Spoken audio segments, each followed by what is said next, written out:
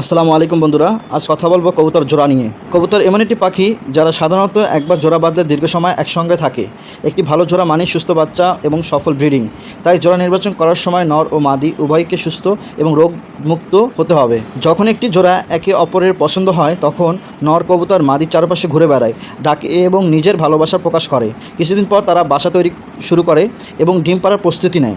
মনে রাখবেন, জোর করে জোড়া করানোর চেয়ে স্বাভাবিকভাবে জোড়া বাঁধতে দেওয়া ভালো। এতে তাদের মধ্যে বন্ধন শক্তি হয় এবং বাচ্চা পালনের সফলতা বাড়ে। তাই আপনার কবুতরের জোড়ার প্রতি যত্ন নিন, সঠিক খাবার ও পরিষ্কার পরিবেশ নিশ্চিত করুন। সুস্থ জোড়া আপনার খামারের সাফল্যের চাবিকাঠি। ধন্যবাদ সবাইকে।